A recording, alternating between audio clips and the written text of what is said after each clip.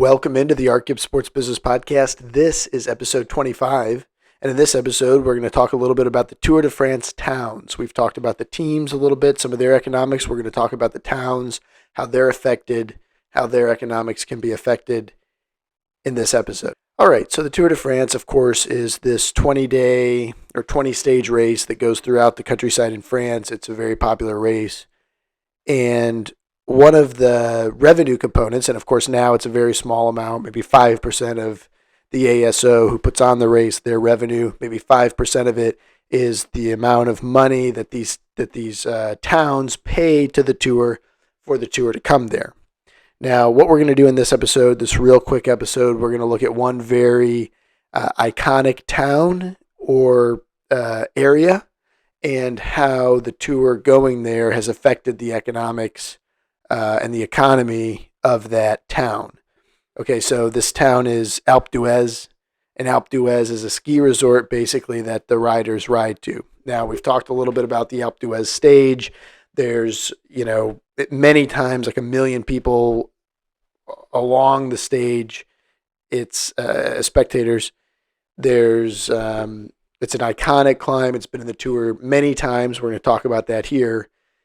And at the top is a ski resort, the Alpe d'Huez ski resort, basically.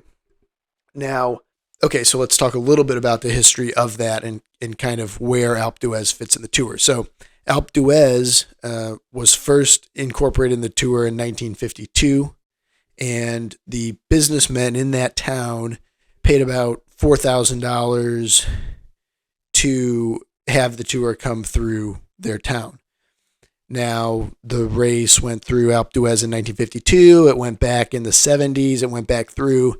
And then since the 70s, it's been a constant, fixture in the tour. Not necessarily constant, not necessarily every year, but it's been every other year, every third year, that kind of thing since then. It's become a very iconic climb. It's probably the most iconic climb. 21 switchbacks, where the road goes up and switches back. Anyway, okay, so 21 switchbacks. Each switchback is named for, a previous winner. There's Lance Armstrong, Marco Pantani, Giuseppe Guanini, all of these kinds of people that have won on Alpe d'Huez, and each turn, has their name on it. There's Dutch Corner, which I believe is turn 8, switchback 8, I believe. Dutch Corner is where many Dutch congregate. It's a wild place. I've been there myself. Many people there. Great atmosphere as the riders come through that turn. But when Alpe d'Huez first encountered the tour, let's say, so they're a ski resort, so they have an off season of the summer. Like many other ski resorts, the whole Shining movie is sort of based on that idea that you've got a ski resort that in the off season is not used at all. It's a ghost town and you go crazy, and maybe not as crazy as they went in The Shining, but that kind of thing. There's no one there, etc. Well, Alpe d'Huez, of course, was in a similar situation. It was a ski resort. It was very small, 3 hotels. It was described as, 3 hotels.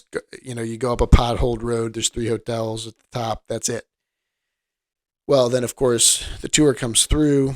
It was a climb that really invigorated the race. So when it came through in 1952, that first race, Fausto Coppi was kind of at the pinnacle of his career.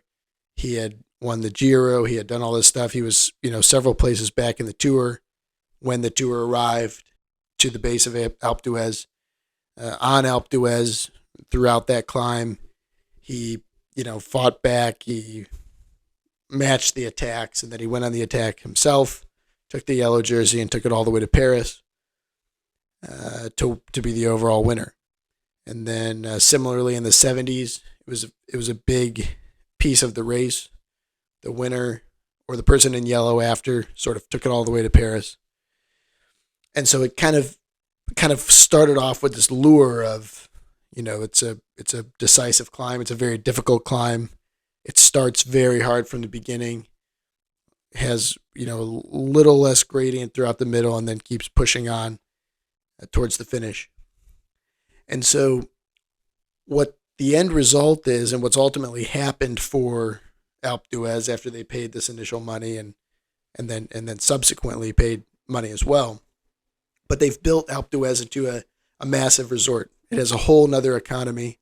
It's estimated the mayor of the resort, and this is through The Guardian, estimated that there's between 500 and 800 cyclists per day that ride up Alpe d'Huez in the summer. So now you have this ski resort that has no business in the summer, because there's no skiing, maybe a little bit of mountain biking. There's actually a big mountain bike race that happens there, but generally very low ability to sell things, very low population, very low foot traffic, et cetera, et cetera, et cetera. Well, now you've got these 500, 800 cyclists coming up every day, spending money, going to the coffee shops, buying signed paraphernalia. There's bike tours. There's this entire economy. You can buy in the base town. You can pay €5, get a tracking device, put it on your bike, ride up to the top. And so there's this whole economy in the summer based on, the tour coming through this town, basically, this resort town. And that's just one example. And it's kind of an example where it's a mountain town. It's a ski resort. It's not like going through Paris that has all this other economic activity within it. It's just a ski resort. And then in the summer, it's kind of dead. And then boom, the tour comes through. And throughout history, this Alpe d'Huez has become this iconic climb. Riders come to it to climb and sort of pay homage to it. So you've got that, and that's sort of residual. That's, Alpe d'Huez, the town of Alpe d'Huez is not paying for that, all those tourists coming up. Now, the race itself, when it comes through, they do pay, and when that happens, there's 1 million people on that mountainside, many people coming in, staying up at the top, all the hotels booked for several days, and it's a real boon to the economy there in that town. So what's happened, and there's anecdotal situations where people have gone back in 2005, 2006, and seen what Alpe d'Huez has become, and from the 70s and prior to it being this fixture, it really wasn't much. Couple of hotels, that kind of thing. Now it's a massive resort, hundreds of businesses within it, many, many hotel rooms. A big part of that is that year-long kind of benefit. So you've got your ski season, and then you combine that with the cycling. And then, of course, even skiers and hikers want to come see the climb. They want to come through. So it's become this iconic climb.